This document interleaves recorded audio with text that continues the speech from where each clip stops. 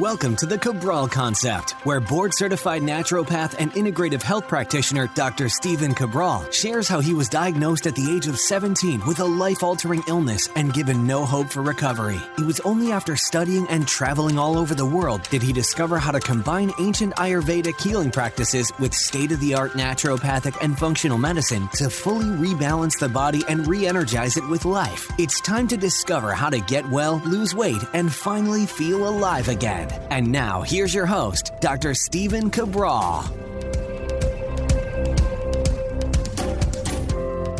Hey everybody, welcome back to the show. Great to have you here today. As always, we are back with our Wellness and Weight Loss Wednesday, episode 1608. You can find all of the show notes and links at stephencabral.com/1608. What I'd like to do is share with you a follow-up to episode 1601, where we talked about, does fat cause cancer?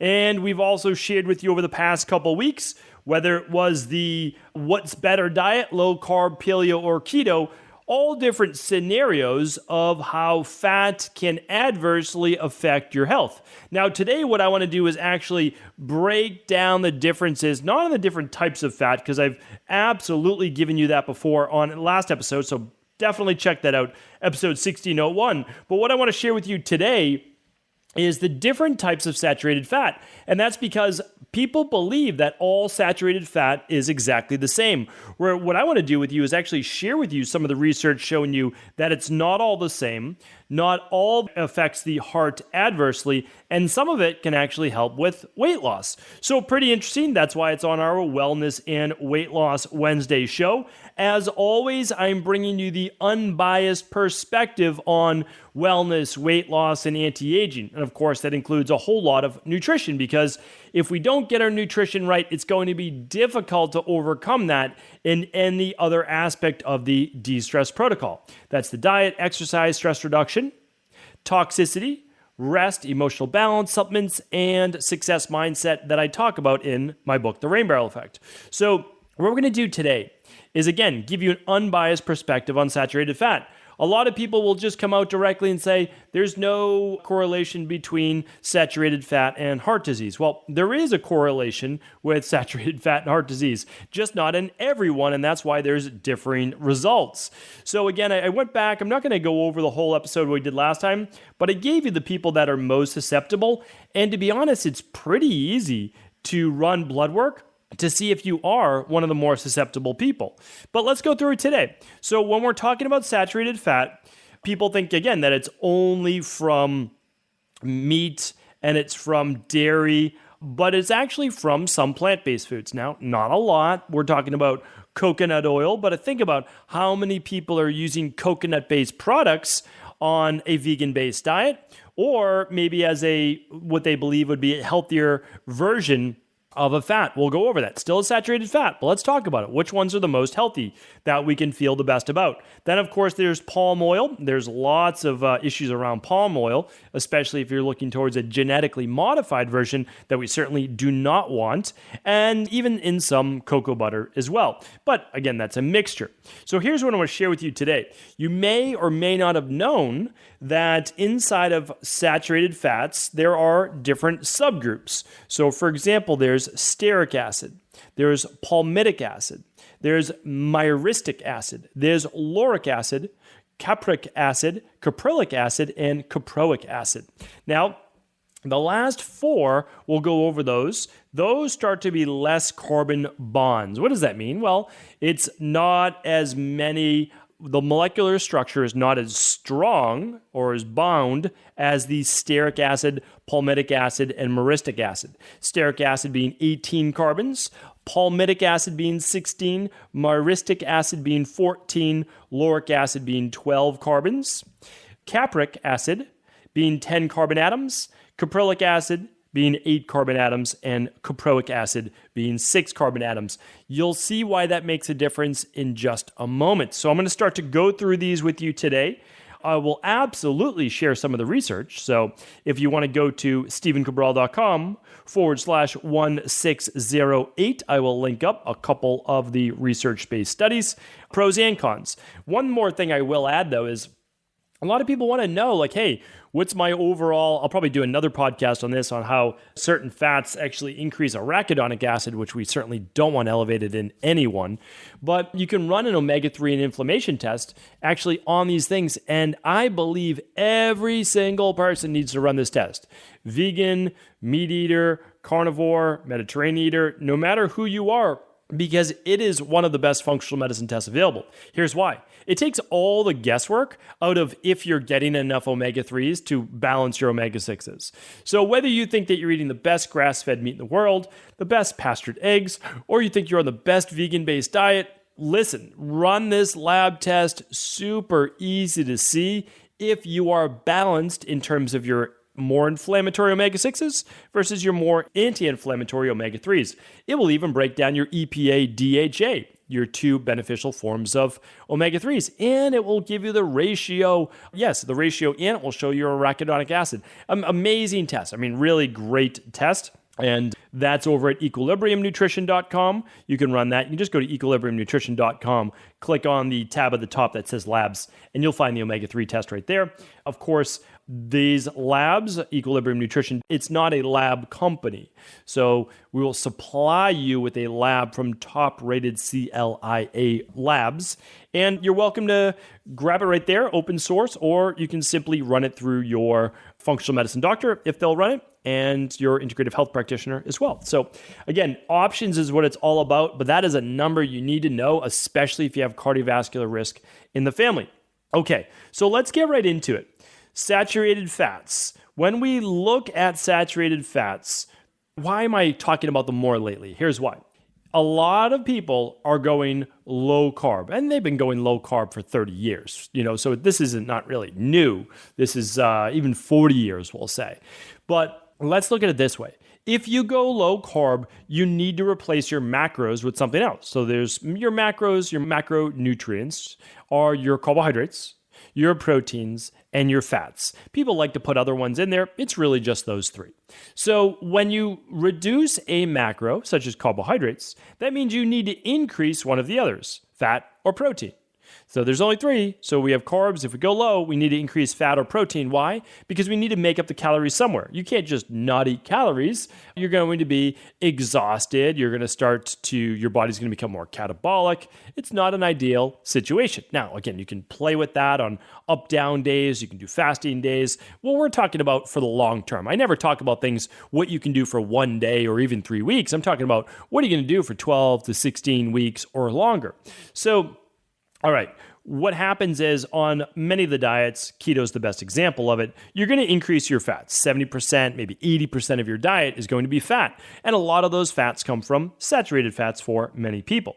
Again, my recommendation is if you're going to go a high-fat diet, make it monounsaturated fats, make it avocados, make it olive oil, and here's why, or olives. And here's why. So we don't necessarily know. Again, you can find this out by simply blood testing, but we don't know whose saturated fats affect the most. We know they affect people. So when people say, oh, there's no truth to saturated fats affecting people's chance of developing heart disease or increasing cholesterol, et cetera, well, the truth is we know that it does affect people. It just doesn't affect everyone. So when a nutritionist out there or expert is saying that there's no correlation between saturated fats and cardiovascular disease, well, there is. It's just, it doesn't affect everyone. So again, when you look at this, well, okay, 25% of the participants had an increase in LDL cholesterol and total cholesterol, but HDL, the good cholesterol, the more of the antioxidant cholesterol didn't increase. Well, that's not good. You don't want to throw off that ratio.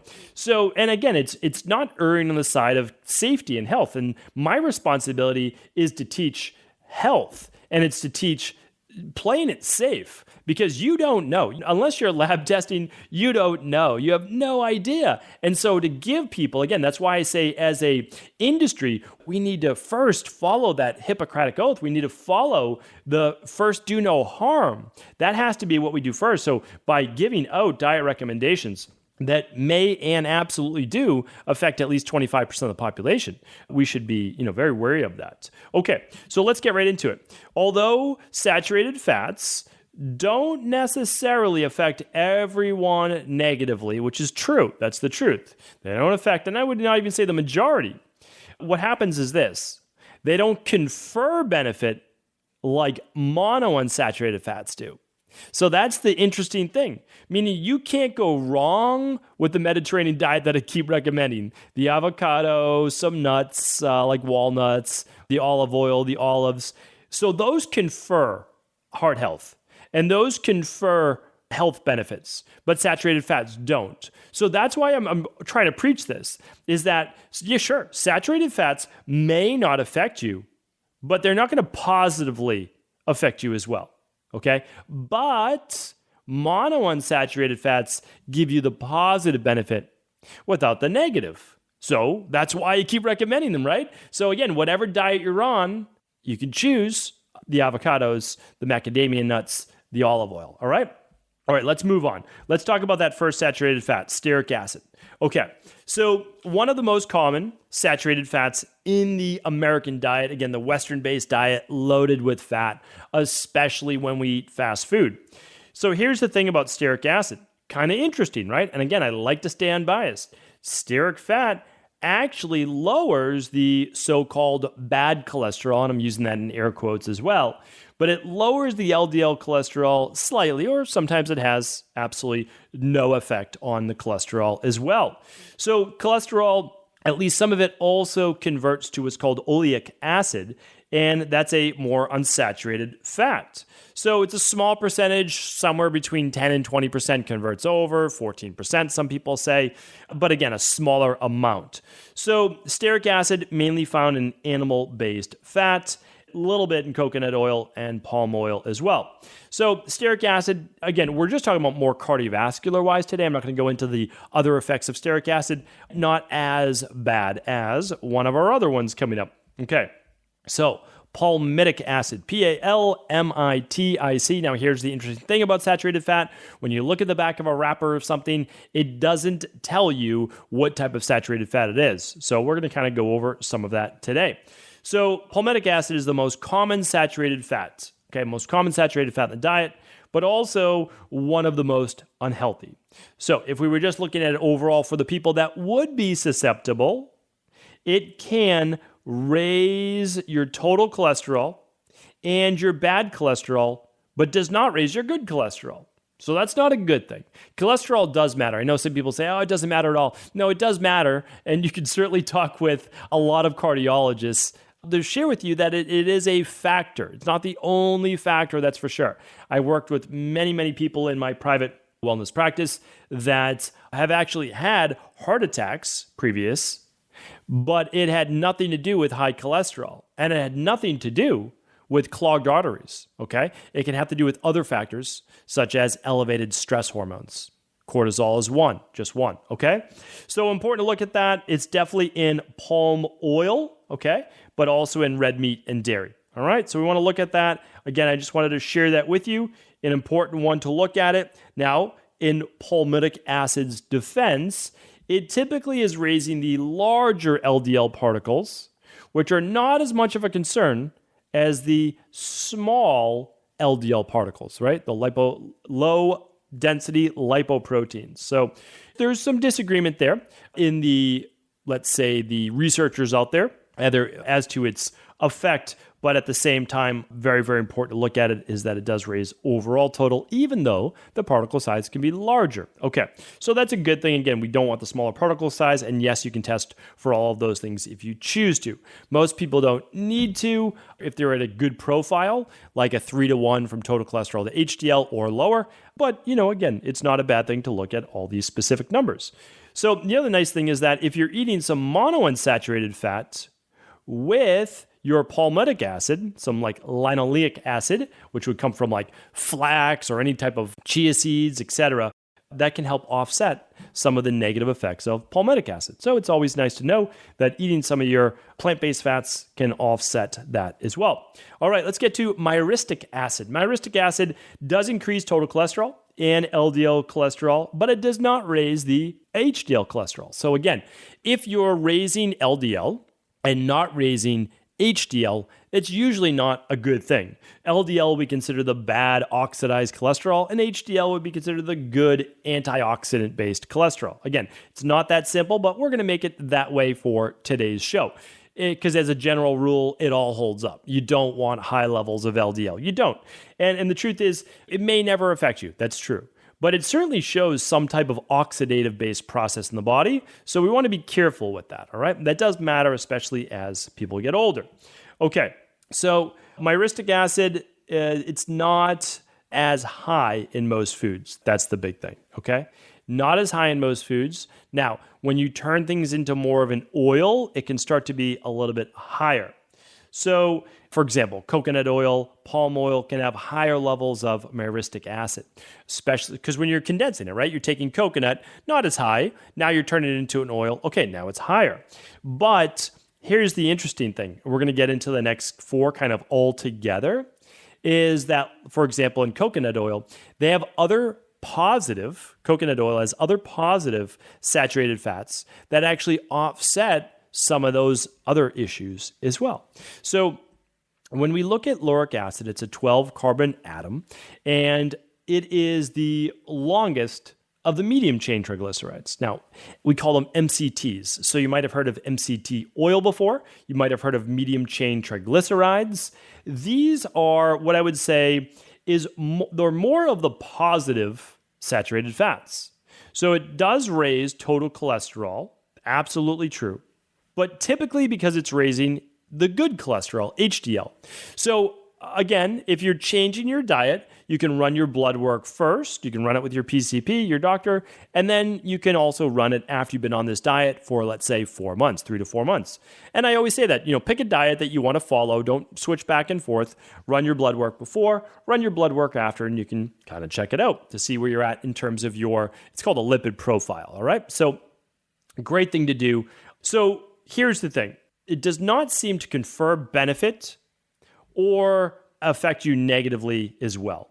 So meaning like it's not going to give you a lot of the positives of the higher HDL when it's raising the total cholesterol as well. So again, it's not necessarily a negative, but I wouldn't say go out there and eat a lot of lauric acid because there's a lot of positive to it. Now, we've talked about lauric acid before because it can have a good effect on the gut as well if there's candida overgrowth or bacterial overgrowth. But we use that as more of an extract in a nutritional supplement, okay? But coconut oil, again, 2 tablespoons a day, decent amount. It can actually kill gut bacteria, it can kill candida, etc. That's not how we choose to use it because we can use it without all of we can very simply say without the 220, 240 calories or so, and we can do it without using the actual coconut oil, which might cause digestive issues for some people and not for others. Again, I'm not against a little bit of coconut oil at all or coconut cream for sure, but easier to do it through a nutritional supplement if there's some GI issues. Okay. Pretty simple, lauric acid mainly from palm oil and coconut oil, and it's going to make up not quite half, but around 40% or so to about 47% in palm oil. All right, so the next 3, all part of the same. Again, these are medium chain fatty acids, all right? So these next 3, caprylic and capric acid, mainly coming from the coconut oil that we just talked about and some palm kernel oil as well. It's a smaller amount, but you can extract it. And that's like, for example, what we do. We extract this to use it in part of our protocols for gut-based health. Now, here's the interesting thing, though. These shorter chain fatty acids or less carbon fatty acids for saturated fats have actually been shown to help with weight loss, to help with insulin sensitivity, and potential anti-seizure-based effects. So pretty interesting that now again, the only way you're really getting these at a higher dosage is when you're using an MCT oil. Like that's the truth, you can't really get that much benefit without it being a supplement. And, when people say, well, I don't use supplements, but, they're drinking coffee, which is a supplement, or tea, which is a supplement. You're putting MCT oil in their coffee or whatever it might be. Those are all supplements. There's nothing wrong with that. But just know that that's what you're doing, essentially. You're getting the benefits of those at a condensed form. Lots of, I should say, for these medium chain fatty acids as well, more in goats-based milk. And it was interesting because when I was doing all my research on fatty acids, these medium chain fatty acids, the Latin capra means female goat. And I believe that's where it's derived from because these are capra fatty acids. So again, a lot of people, I'm against cow's milk dairy. I really am. I'm not an advocate of it. I'm more pro sheep or goat-based. If you like cheese or you like milk or some of those things, you're just going to get so much more benefit by going with a goat milk or sheep milk based. We don't do a lot of dairy in my family, my household at all. Hardly any, as in like very, very rare. But if we have some, it's always goat or sheep based. And there can be some benefit from that. So I'm not going to say, again, I'm going to stay unbiased and not say that there isn't any benefit from that. All right, the last part is this: short chain fatty acids, considered part of the saturated fatty acid family, but they're fewer than 6 carbon atoms.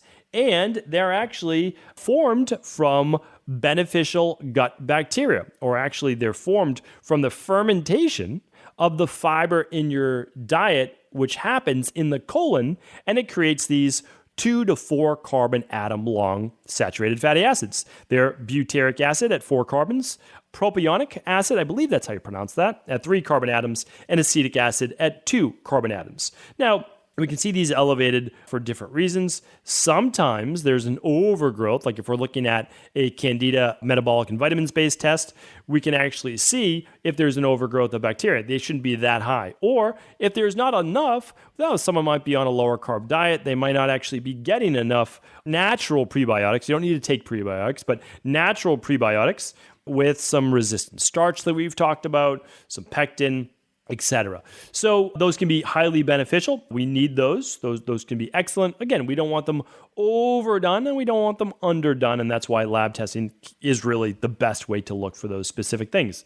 That one, again, can be found on the Candida metabolic and vitamins-based test. Again, you can find those at equilibriumnutrition.com, those lab tests and all lab tests, or work with your experience. They have to have experience in this area, functional medicine doctor or integrative health practitioner.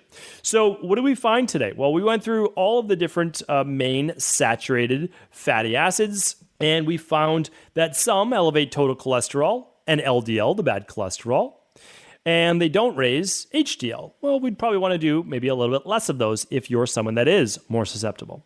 The second part is that we found some, especially the lauric acid, capra, caprilla, caproic, can be more beneficial in terms of the MCTs, the medium chain triglycerides or the medium chain fatty acids. Can help potentially with weight loss, can help with energy, etc. So we can see that everything isn't necessarily so simple, cut and dry, but the truth is, and it always goes back to it, you're going to get the majority of your benefits and overall health by making sure that you don't overdo fats in your diet as well. You want them, but certainly not 70 to 80% of your diet. That's for sure. Again, we have a 28-foot digestive tract for a reason. You certainly would not need a 28-foot digestive tract for a diet that contains 70 to 80% fat. You wouldn't. You'd need a whole lot more bile, and you'd need probably a much bigger gallbladder, liver as well to be able to process all that. Now, the second part is that when we're looking at our fats, by far and away, monounsaturated fats by far and away is the leader in terms of health. You can check out more about that, again, completely unbiased, at episode 1601 and many other shows previous to that as well. So hopefully this has been helpful. As always, if it has been helpful, please do feel free to share it with anyone you believe it could serve. All the show notes today will be at stephencabral.com/1608. Take care, everyone. Have an amazing day.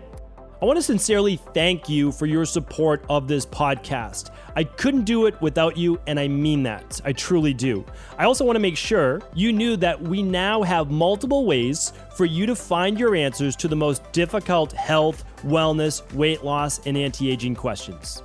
You can find podcast-specific topics like thyroid, adrenal, hormones, sleep, digestion, Ayurveda, and many more at stephencabral.com/podcasts that will then link you to your favorite Apple, Spotify, and other podcast players. Plus, all new podcasts and weekly exclusive video content is being added to our YouTube channel at youtube.com/Stephen Cabral. And that's Stephen with a PH. Head on over and subscribe so that you don't miss any of the exclusive content. Lastly, if you've ever found any of my podcasts or books to be helpful, I would really appreciate it if you could leave a review on iTunes or your favorite media player for the podcast.